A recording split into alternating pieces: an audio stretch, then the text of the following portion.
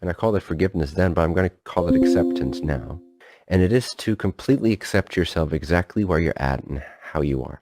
Because non-acceptance is that veil that will make you feel like something stands in between you and God, you and Source, you and love, you and infinity. And it's not true. There's nothing in between you and you. Now, how could there be? You are God. How could there be anything in between God and God? Nothing can be in between you and you. So it's an illusion. It's a mental illusion. It's a veil. And it creates all the suffering, and it creates all the drama, and it creates all the stress, and it creates all the anxiety, it creates all the fear. So I need you to accept yourself completely, right? I need you to completely accept yourself as you are. God needs you to completely accept yourself as you are. And don't worry, if you can't do it all the way, God's still going to love you unconditionally, and there's other ways. There's other hacks, okay? God's love is always accessible. This is one of the laws. God is accessible. That's one of the primary laws. No matter what's going on, okay? God's love is accessible no matter what's going on for you. So even in your most blinded, contracted, self-detrimental state, self-judgmental states of consciousness, God's love is still somehow accessible to you. And I hope through the different means of how we're going to be approaching this weekend that you'll be able to have some of these tools in your toolkit to recognize God's love no matter what's going on for you. But it would be immensely helpful. Nevertheless, it would streamline the whole experience for you. It would open that aperture by a lot and make it easier for you to recognize God's love if you just radically decide to be done with not accepting yourself as you are, as you are, as you are. Not once you recognize God's love, like 2 days from now maybe. No, right now, as you are, with all your flaws, all your emotions, all your reactions, all the things you've done wrong in your life and or perceive that you did wrong, to completely and radically accept yourself as you are. It's one of the most profound prerequisites or initial steps that we can take to opening ourselves to that automatic love. Because it's hard to open up to automatic love if you're not allowing that in for yourself. If you insist as a personal egoic conscious mind, if you continue to insist that you're not good enough, that you're not capable, that you did something wrong, that you're not there yet, that you're not perfect, all these things, please, I need you to let them go as much as you can. If you can't let them go, don't start judging yourself about that. Accept that too. If you can't accept yourself, then accept the fact that you cannot accept yourself. Start there. So you always accept whatever is right now. So if non-acceptance is what is right now, then what would love do? What would God's love do? God's love would accept non-acceptance. It's only the human mind that thinks God's love looks lovingly and it doesn't look like hatred, or that it looks kind and it never looks evil or bad. Those are those human concepts, and we'll get more into that tomorrow, how the biases are in the way. But what's most important for your energetic system, for your individual mind, body, spirit alignment, your energy centers, if you will, what's very helpful to sort of open that up is to start with an acceptance of exactly this moment, how you are in this moment, exactly as you are, including your resistance and non-acceptance. So it's like something's going on in your life. Let's say it's over here. And it's kind of like in front of you. It's your emotions, it's your thoughts, it's your neighbors, it's whatever is happening, your relationship with your parents or the friends that just got disturbed. So something is happening over here in front of your vision, right? Most of the things that we perceive, we could say, oh, they're kind of happening in front of my mind. They're kind of happening in front of my consciousness. I can see them, I can feel them, I can perceive them in front of me. And now I'm asking you to accept that. But that's not really what I'm asking you to do. It seems that that's what I'm asking you to do, but it's not. I'm asking you to, in a sense, take a step back further and accept the one who's seeing this. So here's the stuff. And it may look like I'm asking you to accept your neighbors and accept your emotions and that, and that's great if you can. But I'm really asking you to step back over here and accept this one, unable to accept that. To accept this one that's having these emotions. To accept this one that doesn't like their neighbors. So it's, or sometimes I've called it quantum acceptance. It's to align with the acceptance of God, which is an acceptance that's always already implicit. It's inherent in every moment. It's the fabric of your experience.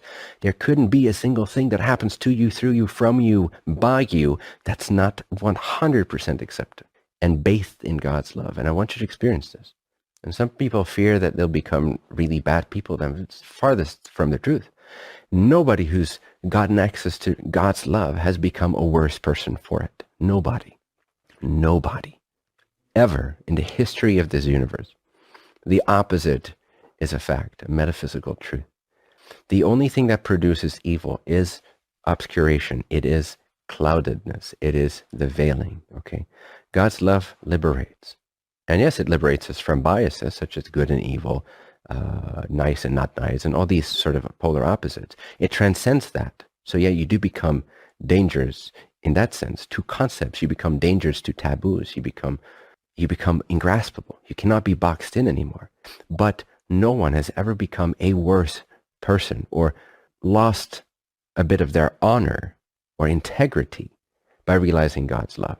Those that realize God's love truly experientially have become more precise, more aligned in their honor, in their integrity, in their love. Naturally, that's the only way it can happen. Liberation and freedom leads to good people, to put it very bluntly. Love and liberation leads to good people. Not being free leads to horrors of all different kinds and dramas and ultimately evil. So we got to free ourselves from the taboos of good and evil. Ironically, from those constraints, we have to be free. When we're free, what happens? Love is automatic. When we don't feel free, when we don't allow ourselves to feel free, and acceptance is often the first step to begin to access that infinite freedom. Because that's where our focus is kind of stuck. Our focus gets kind of stuck on not accepting ourselves as we are, having this kind of idea, this distorted, twisted notion that somehow we're not acceptable, we're not lovable, we're not there yet, we're not perfect. And on one level, you could say you're not. And that's fine too, because you're never going to be at that level perfect. You're made of flesh, blood, pus, and stink. You know, that's just the nature of it. At that level, you're never going to be perfect. You're always going to be blood, pus, and stink, and bones. And so you get my point, right? On that level, yeah, whatever. But doesn't mean that you, as a being, as an aliveness, as a sentience, as the co-creative spark of the Creator, that you are not perfect and perfectly loved. And so in order to access that, to know that freedom freely, a first step often is to accept yourself, which means accept yourself also having trouble with the things that happen in your life. Does that make sense? That distinction? So it's not just about like being like happy-go-la-la-land with everything that happens in your life. It's not about that. You can dislike certain things. You can have conflict with certain people. You can stand up for yourself. You can whatever. It doesn't have to look spiritual. It doesn't have to look Buddhist, you know. It can look messy. It can look fucking Western fucked up society. It can look like that. It can look like whatever you're conditioned for it to look like. And at the same time, you can accept that too. You can accept the distortion. You can accept the emotion. You can accept the inability to forgive. You can accept the inability to accept and to love. And paradoxically, in accepting yourself, not being able to accept the things in your life, magic happens. The aperture opens. God's love shines through. And suddenly, you appreciate everything you don't like goat's cheese for me. And it gets worse than that. Of course, there's situations I also don't like that are even worse than goat's cheese. But goat's cheese is pretty close to the top. And I can appreciate never liking goat's cheese and never coming to peace and to terms with goat cheese. And if I accept that completely, I can be in God's love. There's no obstacle to that. I can still not like goat cheese and absolutely have God's love flow through me. So silly example, but you get the point. You know, apply this to your neighbors, apply this to your parents, apply this to your relationships, apply this to your money manifesting, apply this to whatever you're struggling with in your life, your emotions, your health, whatever it might be. Accept the fact that you don't accept everything. Don't try to be a Buddhist. No offense to Buddhism, but you know, that sort of that image of sort of being a nun or a monk or living a pristine life that doesn't hurt anything. No, it's not. Don't go for that route, because you just continue to stay stuck in that pattern, in that image. Keep judging yourself. Accept yourself for the flawed being that you are. And paradoxically, you'll realize how perfect you are. And that opens the aperture to God's love.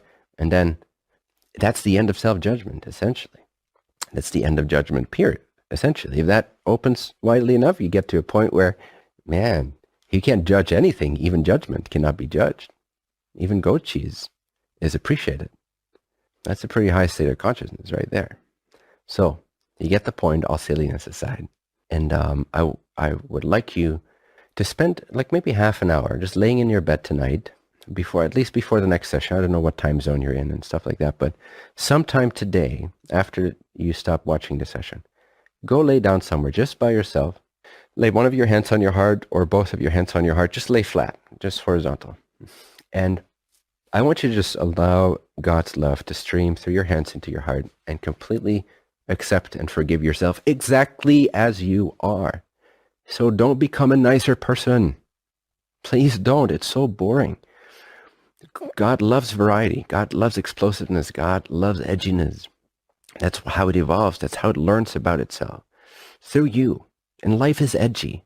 Life is weird. And this society is distorted. So that's okay. Don't try to be perfect as a person. Let that go. Don't match any image you have of God's love. God's love has no image. It's formless. That's the good news. It's already accomplished, and it's here with you right now. It's the very fabric of your perception, just like the fabric of the shirt. Don't focus on the form of the shirt. Notice the fabric. Don't focus on what's happening with your neighbors. Notice the beingness, the consciousness in which it all appears. So lay on your bed, horizontal, hands on your heart or one hand, whatever feels best. Take a few deep breaths, relax your body, relax your mind, and just surrender to God, surrender to Source. Surrender your point of view, your insistence that you know better than God knows how lovable you are. You don't. God's the only authority on how lovable you are. You are not. You don't know anything about your lovability. You know less than 0.001% of your lovability. I guarantee you that. I guarantee that from personal direct experience, that you know less than 0.001% how lovable you are, and it's not your domain to decide. Get the arrogance out of the way. Self-judgment is arrogance. It's not politeness. It's not kindness. It's not humility. There's nothing humble about judging yourself and keeping yourself small and constricted to certain images and believing that you did something wrong. There's nothing humble about that whatsoever. You are the worst authority when it comes to judging how lovable you are. So you got to completely lay there and surrender any insistence and arrogance that you have, that you think you know how lovable you are. Because when you're doing that, you're arguing with God. You did not create you. God created you. And God's with you now. And God continues to create you moment to moment to moment to moment to moment. So this infinite intelligence knows your worthiness and it knows your lovability, and you have nothing to say about that. So give that up. Relinquish your own insistence and arrogance that you think you are in any position to judge yourself, because you are not. You don't know anything. Only God knows, and only God is, and only God lives through you. So accept yourself exactly as you are. Don't become nicer at all. Accept yourself exactly as you are. Do this for half an hour. Surrender like that.